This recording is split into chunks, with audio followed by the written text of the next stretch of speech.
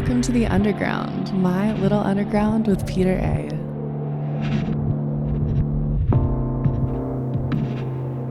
It's My Little Underground.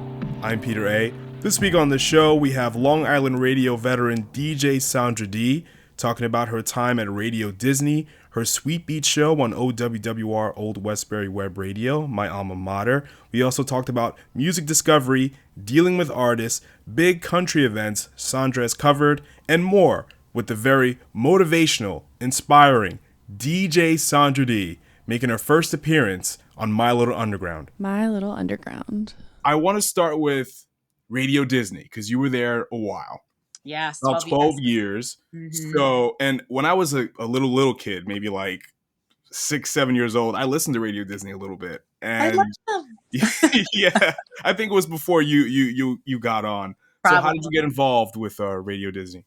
So when I was studying at Nassau Community College, I was like, all right, I really want to do an internship. I do want to do something in the music industry. I have no idea what I want to do. Well, I had an idea and it seemed kind of possible, but impossible when I gone there and they were like, well, what do you want to do? And I said, well, I want to manage the Backstreet Boys. And they were like, ha ha ha. And they laughed at me. And I was like, no, seriously. And it was just funny. Like, it was funny to them, but to me, I was like, no, I'm serious. You know, I took a love for this band and I wanted to do something with it. So I actually applied for their record label. I applied for Jive Records. I got a little, letter. Went back when emails were kind of not really, they were just kind of getting into that. And they sent me a handwritten letter saying, sorry, but thanks for trying. And I was like, oh man, I was so crushed because Jive Records, NSYNC, you had Britney, you got Backstreet. That would have been so cool. And that was kind of like my shoe. And then I wrote to Transcontinental Records, which managed all these groups and boy bands at the time. That didn't happen. So I was like, oh, well, again, I got a handwritten letter. Not sure if it was from Blue Pearlman, which would be kind of awkward. But I did get a handwritten letter back, which was kind of nice. So I'm like, all right. So then one day, my career counselor was like, I found something, or I might have found something for you. So she showed me a flyer, which I still have to this day in a folder somewhere. And it says, Radio Disney's looking for a few good mice. Do you love Backstreet Boys, Aaron Carter, NSYNC, and Britney? And I said, yes, to all of those. So I called.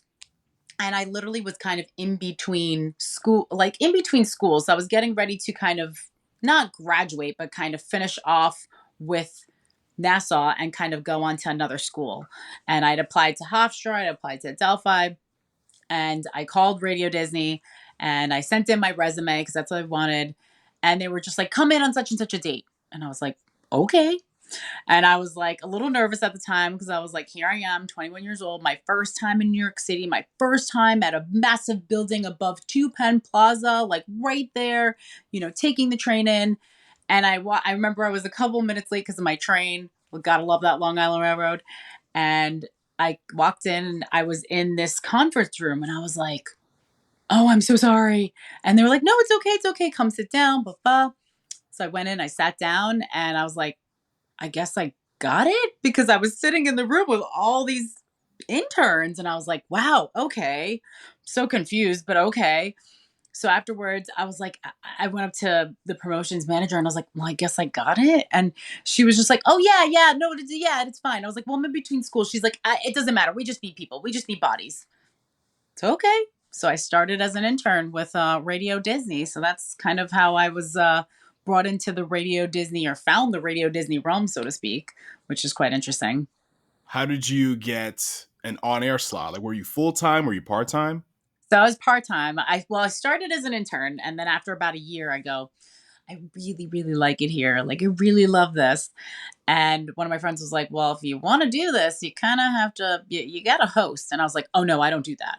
And I was the atypical, not how you hear me, see me as I am right now. I was very quiet. I was very shy.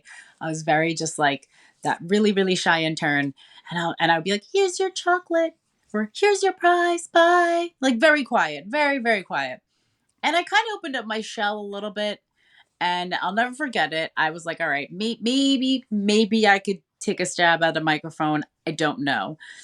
Jenny Gem, one of my good friends, she got me on the microphone at a 7-Eleven in Massapequa. And it was funny because I'll never forget it. I had some of my cousins there And I went with her, and she was like, my good friend Sandra Dee is going to do a hula hoop game. And I was like, no, no, no, no, no. I was giving her the signs like, oh, not happening, not happening. And she's like, and I was like, okay, I guess this is happening. And I did. And she's like, I think he got something. And I was like, no, no, no, I'm so terrible. I was like, I was like, ugh. I was like, stuttering. Like, I didn't know what I was doing. And she's like, you just have to practice. This all takes practice. She's like, I think you could do it. So I went home. I went and I practiced. I practiced doing a hula hoop game with my sisters or to imaginary people in my living room. I practiced in front of a mirror, and I practiced with a pretend hairbrush, like a microphone, like going in the mirror. And then my boss, I'd expressed a little bit of interest saying I wanted to stay. And she's like, okay, we're going to train you. And I said, okay. She's like, you're going to come out on some events with me, and we're going to mold you. We're going to groom you. I said, okay. So I watched her, and I remember watching her. I remember watching my friend Bugsy at the time. And I was just like, and I would watch every little thing that they would do. And they were like, okay. And when I did it with my boss, which is the coolest thing, she'd be like, okay, I did this. Now you're going to do it. And so I would do I would mimic what she did at an event, mind you. And then one day she goes, okay, I'm going to give you your audition. And I go, oh my gosh.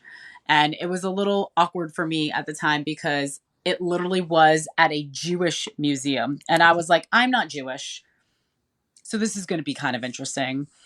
And I was like panicking. I was like, oh my gosh, I need Jewish trivia questions. I need to know Jewish games. I need to know everything I need to know. And I did. And I literally was sweating the night before, thinking about it. So I did the event. My boss was there, and she said, you did great. We're gonna pay you. We're gonna hire you. I said, what do you mean you're gonna hire me? And she's like, you're gonna get paid to do this. And I was like, wait, what? I was like, seriously, get paid to hang out, be on a microphone, and have fun with kids and have a great time? And she's like, yeah. And I was like, wow, okay. So that's when DJ Sandra Dee was born. And it wasn't until I started really kind of diving deep into Radio Disney where at certain points throughout the years, my boss would be like, it's your time. And I'd be like, okay. And she would pass over the mic and let me host in front of thousands of people or whatever it is, Jonas Brothers or Willowbrook Mall. And then over time, as time progressed, she wanted to pass along the Kids Concern Show, which was a show on the air on Radio Disney on the AM dial, AM 1560 to be exact. And it was on at 6:30 in the morning when nobody listened. So I would pre-record these PSA shows. They were called Kids Concern Shows. And I would either talk about kind of children's issues. So I would talk to a dentist. I remember specifically calling a dentist to talk about, brushing your teeth and it being Dental Awareness Month, things like that. So I would do things like that. And it became very cool because when we moved over to Columbus Avenue, right above where you see Eyewitness News, that's where I got to bring in a lot of other people and really reach out to organizations and kind of delve deep into the organization land by bringing in, I think I interviewed canine companions, and I had a friend of mine who brought in a canine and I interviewed them on the air. And all these topics and ideas had to be run through my boss because she still wanted me to run everything by her, which is cool. But that's where I kind of had my first feet in the water at a board and learning how to work it and learning how to record on something as simple as Adobe Audition. That's where I kind of got my feet wet in the pool, so to speak. And it was pretty cool. It was pretty cool. As far as you as an on-air talent at Radio Disney for this AM kids show, did you have a lot of freedom? For the half an hour, yeah, which was kind of nice. I mean, I would actually write all my questions down for the organization. I would have a little intro. Yeah. I kind of sounded more like a kid, I guess, or tried to make myself kind of be more kid friendly. So I would kind of dumb it down really, really simple. I would think like a kid. What does a kid want to ask a dentist? Well, how do you brush your teeth? Can you tell me? Things like that, So it was kind of interesting to kind of think like a kid and put myself in that kid's brain, and parents too. Were you heavily micromanaged at all? No, not at all. Yeah, not at all. She kind of went with the flow and, was like, all you got to do is hit record and that was it. And I was like, all right. She pretty much entrusted. I think after the years progressed, she kind of trusted that, it was going to be safe for kids. So it was pretty cool. It was definitely my first time hearing myself. I would wake up at 6:30 in the morning. There were other times where I was like, I'm not even going to try it on a Sunday morning. If I didn't have an event to go to, I was like, it's not happening. And I'd turn on the radio and be like, well, it's pretty cool that I got to do that. Like, that's really cool. Cause I used to wake up in the morning and listen to my boss do this. So it was kind of came around full circle, going from my boss to kind of her like passing the torch, so to speak, to me, which was pretty awesome. And I was honored for it, you know? My first commercial radio break, I would have killed for a 6 a.m. slot time. When I was at Party 105 out on in Ronkonkoma, my first shift was 11 p.m. to 3 a.m. Wow. That was not fun, but I loved that time. It was a great time. You know what I mean? Yeah. Like, I'm grateful for that opportunity. And so with Radio Disney, if it was still on the air today, be it AM or FM or on the internet, do you think you'll still be a part of it? Definitely. If anything, I would have stayed there till I died, honestly. I loved everything about it. I loved hanging out with families and hanging out with kids and just getting to be like, just go with the flow, but have a good time. I feel like there's so much pressure when you're working with adults. I think people can understand that. Whereas with kids, you just literally don't even know what they're going to say. When you put a microphone to their face, they come out with literally say the darndest things. I think there was a TV show, Kids Say the Darndest. That's literally how I felt every single time I did an event or was doing some kind of big launch, whether it's the Nintendo Wii that was in Times Square or Wow. whatever it was. It was just so fun because you just didn't know what they were going to say. And I think that was the best part about it, was just getting to hang out and just be free and be like youthful with these kids, you know? And I kind of like brought that into my own personality, into my own DJ personality, off with Radio Disney, like not with them, you know, and I kind of kept that with me to kind of exude that youthfulness and just kind of like be free and just say whatever you want to say, you know, keeping it clean, of course, but you know, that kind of a thing.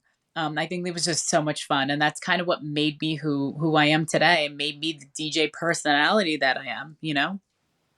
So would you say your biggest takeaway from Radio Disney is that freedom and that youthfulness?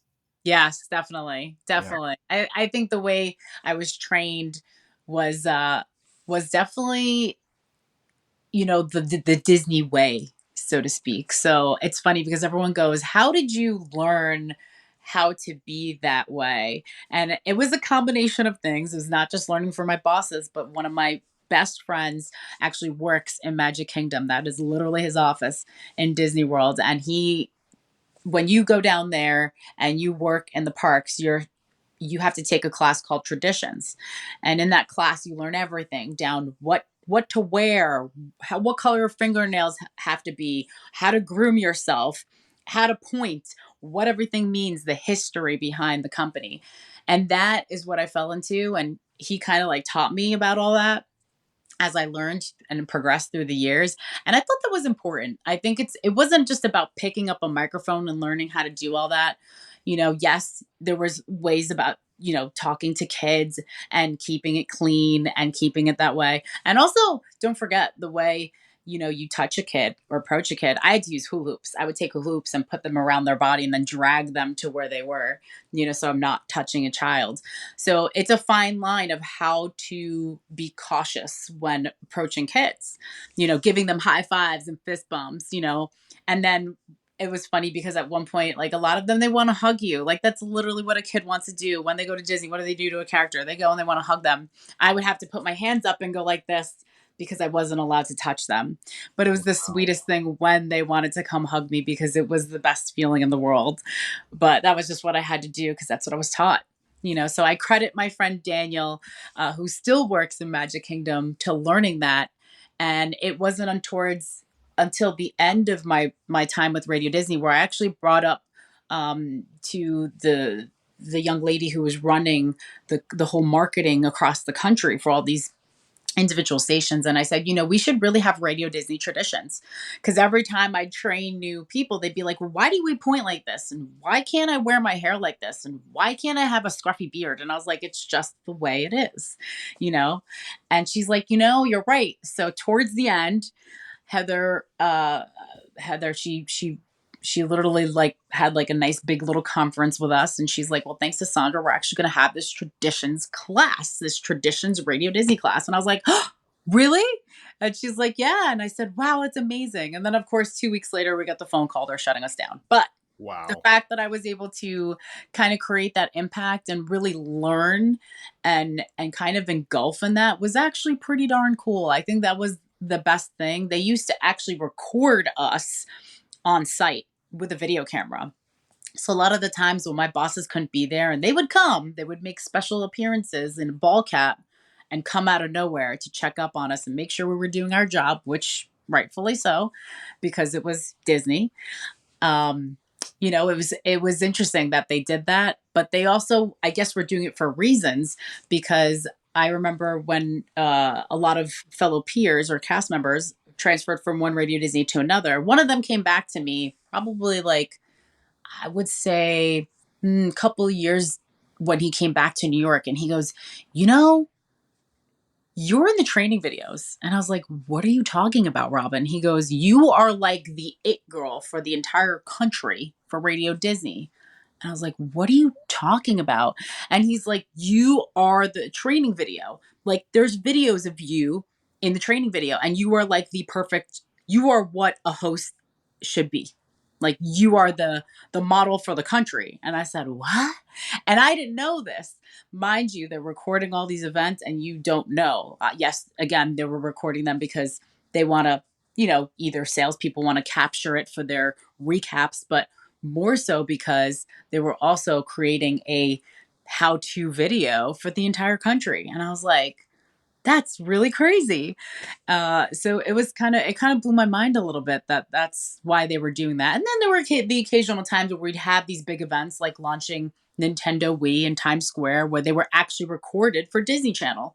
So that was another really cool thing, because a lot of times, part of my homework and part of my job was I'd go home and I'd literally turn on Disney Channel and it'd be like, oh look, there I am on TV. And I'm like, what? They were recording that? Like, it's funny. It kind of blows your mind, because you're like, really? They were doing that? And then you go, or my friend will be like, no big deal, Sandra, but I saw you like on a Hannah Montana promo video on Disney Channel. And I was like, nah, it's fine. Like, and after a while, I just got used to it, because I'm like, oh, okay.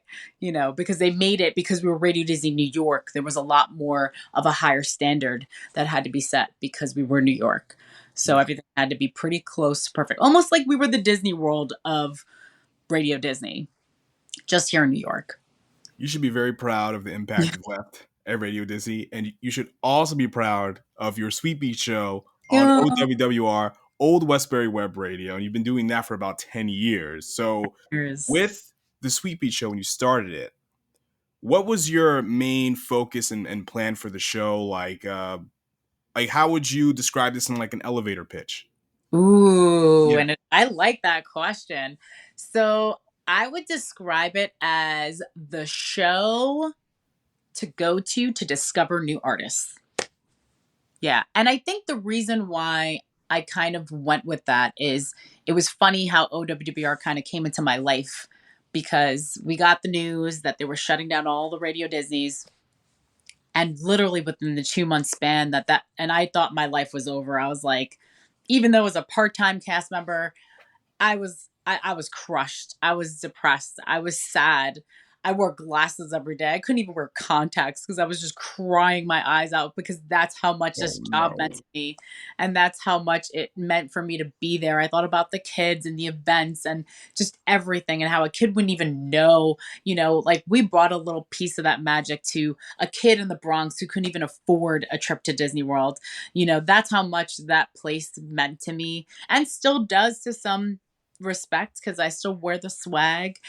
But when I started there, we worked with people like Jonas and Miley and Demi and Selena Gomez, and they were nobodies, even down to local artists, because a lot of the times this is pre-working with Disney, when Radio Disney worked with Disney Channel. It got a little bit more strict, but pre that, we got to work with a lot of unsigned independent artists that were local. And I think part of that kind of stuck and resonated with me. And I thought that was the coolest thing. We even had a thing on Radio Disney called NBT artists, which meant next big thing, where we would take local artists and they would follow their rise to stardom. And a lot of these NBT artists got to go to Radio Disney California and do this, that, and the third. So I feel like I engulfed a lot of that and wanted to bring that into my own show and say, how can I translate what I love to do on my level? And also bring the country realm into it, because along the way I found country music. So right before Radio Disney shut down, I actually met our lovely station manager Joseph Manfredi, Big convenient up. at a show actually at Westbury Music Fair. I know this story, but you tell it, please. I It's a met great his story. dad. I thought Papa Manfredi was hitting on me. I was simply just standing there doing my job, telling people to use the side doors. And he's like, well, what do you do when you're not here? And I was like, oh boy, is there anybody around me here? Can I get some help? And I said, I do radio. I work for Radio Disney. And he's like, well, my son teaches radio. And I was like, oh, wait, you just became my new best friend. You could totally hit on me. What really? What's his name? And he's like, he's actually here. He's like, Joe, come here. He introduced me to Joe. Joe came over. He said, this young lady, she wants to do radio. She doesn't know how to work a board. He goes, you don't? And I said, no. I said, I'm actually just getting started with this. This is when I just started doing the Kids Concern show. Probably it was 3 months in. And he goes, well, I could teach you. And I was like, you can? And he goes, yeah. He goes, oh, if I give you my card, you have to promise to call me. And I was like, well, okay. He goes, you promise? And I said, I promise. And he goes, but do you promise? And I said, I promise. And it was like he knew me already. It was weird because I know I'll take a card and be like, and I'll look at it and throw it to the side as probably any other person would do, right?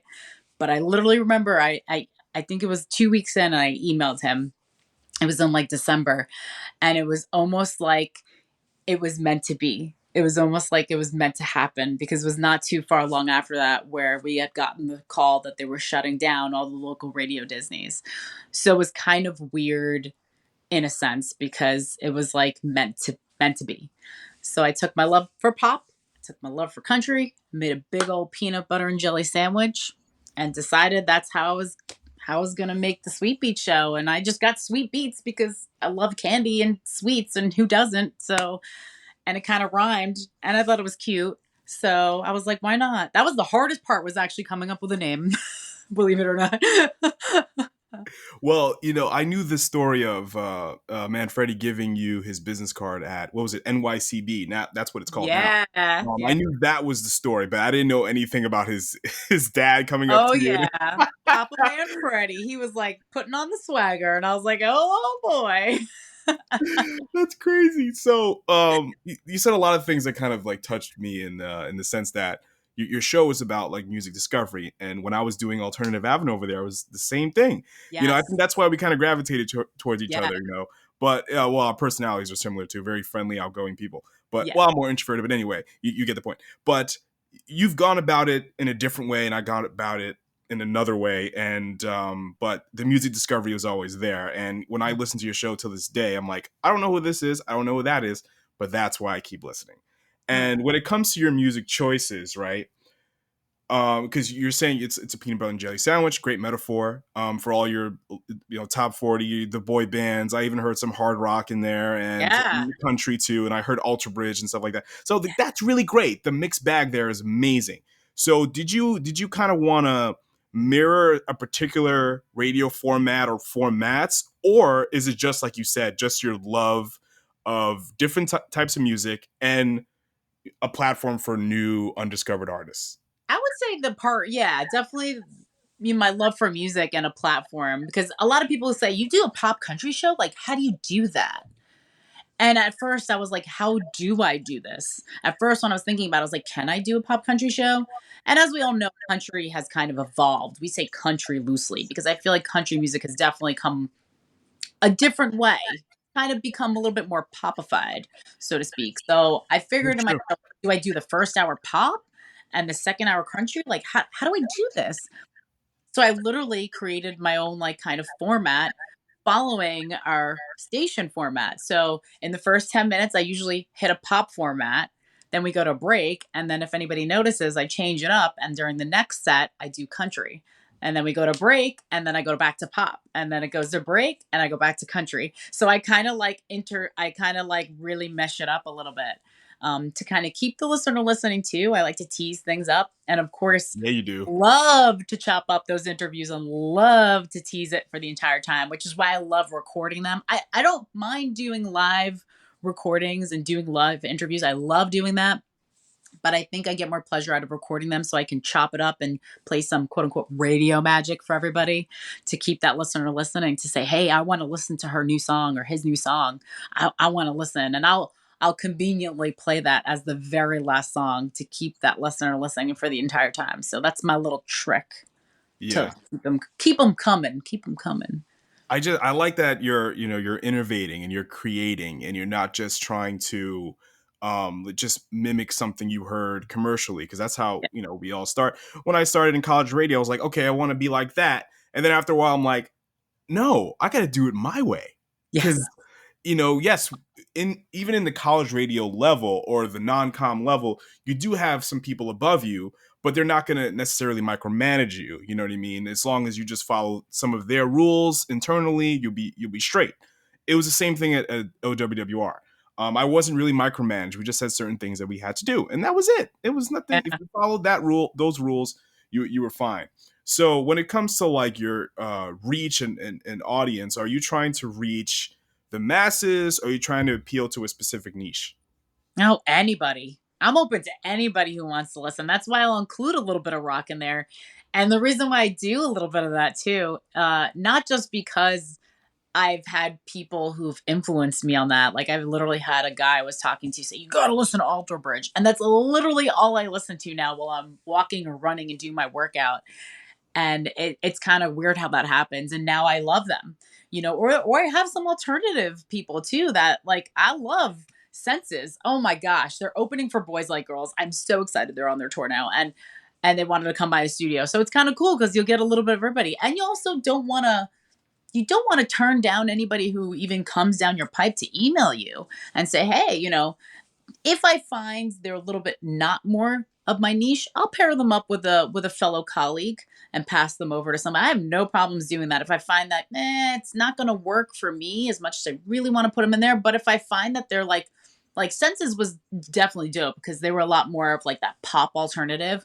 I was like, you know what, we can hang, we could do this, whereas certain types of music, I'd be like, nah, but I think they're a little bit more towards this show or that show. And I'll kind of kindly forward it, nothing against those folks. But I'm the type of person I'll either find new artists or artists will reach out to me. And yes, I love doing them too, but I also like to give others the opportunity as well. It's not all about me. There's no I in team. Yeah, I got you. I got you. For me, I've turned down some things, but I've also kindly forwarded things along to other people. And it's up to the other people to do what, you know what I mean? Like as a one man part of a station speaking, I can say no and just send it off to somebody else. And it's in the wind, it's in the void or what have you. But here, like with My Little Underground, I'm very particular, just like on what moves me. That's all. Like, I don't care what I care what you sound like, but like, as long as it's like, oh yeah, that's something, So when it comes to SweetBeatz on OWWR, Old Westbury Web Radio, you didn't go to the school, right? But you were at, NASA, WHPC, and then you were at Adelphi with Pause. Why not those stations? Because you're a student. Why OWWR specifically? Funny enough, I was a part of Pause Web Radio. And they had, I don't know like the actual story behind it, but I know they had gotten kicked off for some reason or were sharing something with NASA. And when I was there as like a junior, senior, because I finished off my last 2 years not at Hofstra, I wound up going to Delphi. I joined the web radio station while I was doing Radio Disney. And it wasn't an actual, how do I say this? There was no board. It was literally a computer and the microphone, like the external mic that comes out of it. And that's all I had to work with. So it was kind of like It was a radio station, but not because it was a computer and an external microphone. So that was the funny part of it because I feel like they were just jump starting their radio station, quote unquote, so to speak, again. And I remember even like bringing like a band in at one point who were friends of mine. And I said, okay, I was like, how am I going to do this? We don't have individual microphones here. So I literally had everybody just gather around the one table with the one microphone there. And we just like took turns. Like, yeah, it was pretty brutal. It was pretty brutal. And as for Nassau, like, it's funny. I might have gone to like the station once or fill out an application, but I didn't even think. I think I was so busy and engulfed because I was working at radio or just started interning and working at Radio Disney at the time. I didn't even think about getting involved at Nassau Community College, which now that I think about it, I would have gone back. And as for Hofstra, even though I was only there a semester, I was like, let me just sign up as a community volunteer. And I think they only take one community volunteer a year or a semester, some crazy thing like that. Yeah, they only take one person. So it was cutthroat. And I remember filling it out twice and they never got back to me. So I was like, well, that's that. It was just whatever was meant to be. Interesting. But yeah, I think OWWR is what made me kind of just flourish. I think that place really, because I learned a lot. I feel like definitely at like Adelphi, there was no radio. They don't really specialize in radio. There's no communications program per se. I think nursing was their big thing there, the big Nursing major. and theater. Yeah. That So there was center is beautiful. Oh my God. Yeah. So there was nothing really for radio. So it was kind of just, but it was funny because when they first started the radio station, my face was like in the hallway as one of the main DJs. I remember that too, because one of my business teachers was like, oh yeah, you have the show. I said, yeah. But it was and I think it was only like a 45-minute an hour show, like barely, maybe even that much, so it's kind of funny how I grew from like the 45 minutes to the half an hour to the hour. Cause I think only SweetBeatz was only an hour. It's like, oh my gosh, I can only do an hour. Like, and I was nervous at first. I was like, I can't do this. I think I started doing a half an hour, then an hour. And then it grew into 2 hours because I was like, oh, there's not enough time. And then 2 hours, if I could, I'd do 3 hours, but it's a lot of work. It's a lot of work and a lot of prep. And I think that's where people kind of don't understand. Like there's a lot of work and prep when it comes into all of this. You understand. I know you get it, but there's a lot of hours. You record an interview, then you got to cut the interview, then you got to make a 30-second promo to promote the interview, and then you got to promote it on social media because we have social media to worry about now. It's like all these things, and then you chop it, and then you got to build a show because you don't want to just focus on the interview. You want to include entertainment news, include other music. It's like it takes a solid 2 days to make a show, for a couple hours if you space it out. So when it comes to artist interviews, right? How do you get connected with artists? Ooh, good question. So there's a ton of ways that I get connected. One being social media. So I've commented on a lot of people's social, like, oh my God, you're so great. I would love to like do an interview. And a lot of 9 times out of 10, they'll DM me right back. Oh my God, I would love to. How can we make this happen? The second one is networking. I've been so fortunate enough to just network. One of the wonderful entertainment groups I deal with is Lakeside Entertainment Group. And they have passed me so many people like Lawrence and Senses. And I got connected with them because I interviewed one person. And now they throw me people every so often. So I think establishing those relationships with management companies or PR people, that's important. The third way I do it with the country realm, at least, because I know how difficult it is on the pop side, is I get these newsletters where I literally will get the every year, it'll give me the breakdown of the label and who the label represents and exactly like who to contact. So I have that magical little list. Whereas with the pop side, it's a little bit more difficult because you can't really find their PR or their managers as easily accessible as you can with a country artist. So that's why I've kind of, if you notice, I think I interview a lot more country than I do the pop. And that's the reason why, because they're a lot more easier to get a hold of than the pop side. Yeah. Interesting. Mm-hmm. So as far as like your artist connections and relationships and stuff like that, is it mostly smooth or a rocky, challenging process to get artists booked on your show? Ooh, It's a combination of both. You'll find the ones that'll be like, "Hey Sandra, I'm doing a show next week," and blah blah blah, and they'll literally come and they'll hit you up like clockwork. So that's the easy part is when you develop the connections with the artist. That's the easy part because you literally exchange emails and numbers and this and that becomes easy. But I think when you're dealing with management and PR, sometimes things can get a little bit hairy and sticky, and there's not enough time, or maybe they can't do it, or maybe like you have to pick a certain day, or if you're going to the concert, we have to figure out like are they doing it before their set, after their set? How are we going to make this happen? You know, because I go to a lot of concerts and I'll do coverage that way. So it all depends. Like I went to a festival last year in Florida and I literally hit up I had every single PR, and all of them said, "Oh, this sounds so great, but there's no time. Oh, this sounds amazing, but there's no time. Oh, I'll see if there's time." There was never any time. So it definitely varies, you know, and that was the frustrating part because I'm like, this is their last show. It was like in October. I was like, this is their last show. I know they have time, but you can't really go back and say that. You kind of have to act as professional as possible. But interestingly enough, when I was there last year, I did get to run into some of these artists and they were like, "What do you mean?" And I go, "Well, your people said that they didn't have enough time for me, but they had enough time for them." So then they go, "Oh, well, that's weird."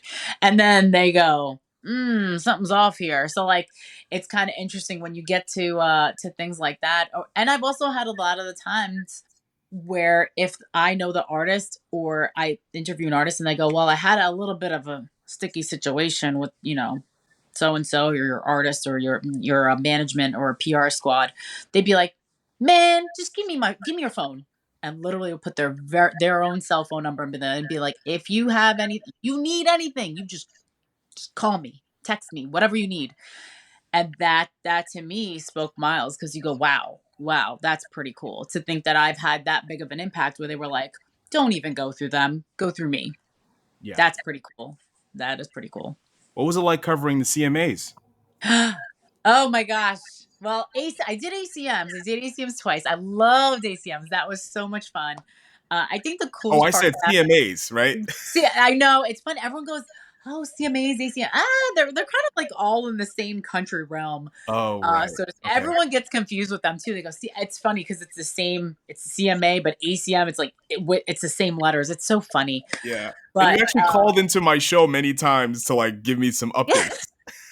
I remember. Yeah. I remember that.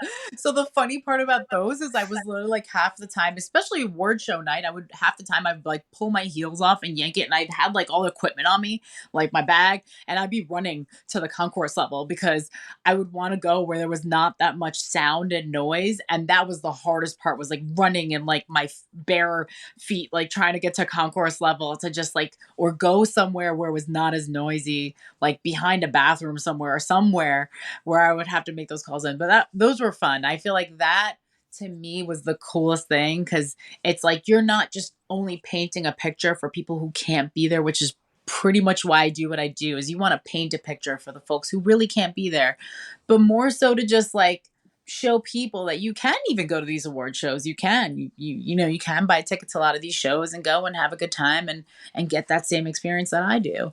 And that's what's pretty cool, you know?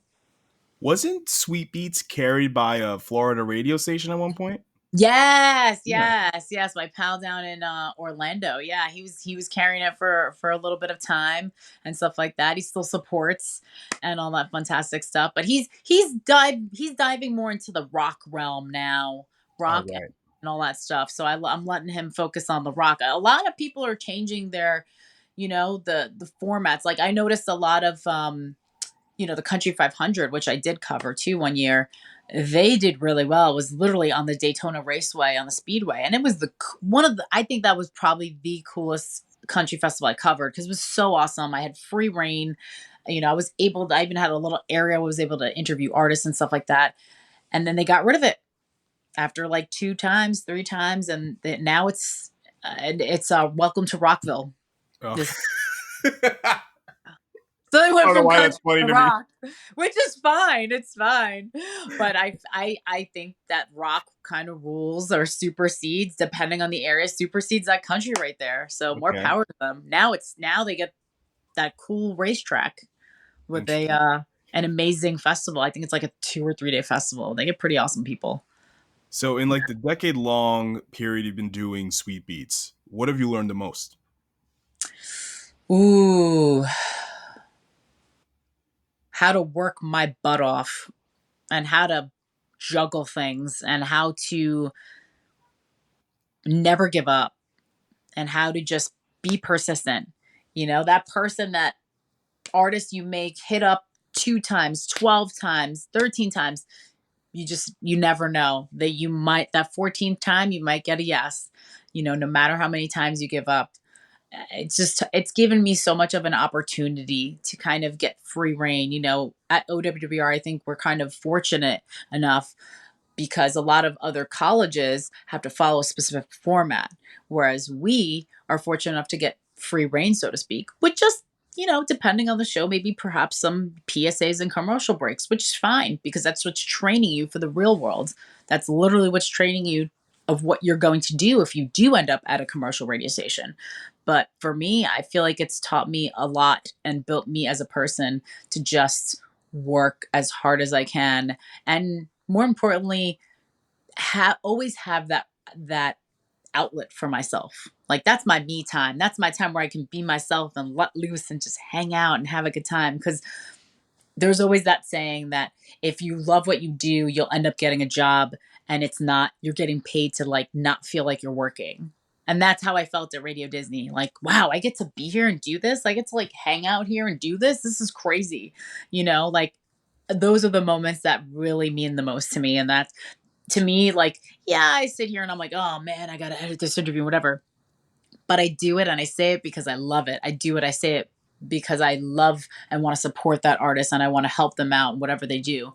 And it means a lot, and it goes a long way. I've had artists who've sent me swag. I had an artist last week that said, give me your address. And I said, what are you sending me? Please do not send me anything. And he literally sent me a box with the record, the album, and 2 t-shirts. And I was like, sir, Mr. Hood, what did you do? And he's like, you deserve it. And I appreciate you. I appreciate the support and I love you. And I was like, you're going to make me cry. And he's like, no, but the fact that you do what you do, like, thank you. He means it when he says that. And it's the moments like that they go such a long way. And I'm like, this is amazing. Like, just to get those opportunities to go see that band or get invited by that band. That's why if a band invites me to their show, I'm like, I will try to make it. I will never say no. Senses invited me down to their show. They're opening for Boys Like Girls, and that is a huge moment for them. And I was like, I need to be there for that. And their management team was kind enough to say, hey, we want you to be there. And it's like the moments like that they touch you and they go, wow, like how cool is that? And then it becomes real when you see them up there and you're just like, this is so cool. It's like a full circle moment. And that's what makes me feel so good about what I do. I said, if I'm like 80 years old, I don't think I'll ever stop. I think that I'll just keep this train going because, when you have a voice, and all these independent artists who are not on major labels and not on major record companies, there's so many people who could use the help out there. And I always said, if I could be the voice, then hey, that's what I'm here and set on this earth to do, and be that voice. Wow. Sandra, this has been an amazing, inspirational, motivating conversation like I knew it would be. And I thank you so much for coming on My Little Underground. And please let people know where they can listen to the SweetBeatz Show and where they can follow you on the socials and whatnot. Oh, yes. You can listen to me on Fridays from 11 to 1 p.m. on OWWR. You can check out our website at OWWRNY.org for more information on that. You can follow me on socials, all at DJ Sandra Dee. I made it super simple for everybody, You did. Hit me the like and follows, and thank you for doing what you do. Thank you for continuing to do what you do. Like, think about how far you've come from everything alternative to My Little Underground. Like, this is crazy, but I love that you are passionate about what you do. And this is what connects us. Yes. This is what holds us and binds us. We are the glue because of this passion, and you should never stop doing what you're doing. I think if I had a message Likewise. I'd be like, don't stop, don't give up, keep going. Yeah. You know, I think there's one quote that'll always stick with me, and I always stick with a Disney quote, is Walt Disney once said, if you can dream it, you can do it. And he did. And you can. If you can have that little thing in your head about what you want to do, even if it's a show or a job or whatever it is that you want to do, don't give up. Chip away at it. Just do it. Get out there. You can. It's going to take a lot of work, blood, sweat, tears, a lot of tears, but you will get there. Your scrapes and your bruises will show it that you've been through everything and back, and you will come out in the end. You will come out on top. My little underground.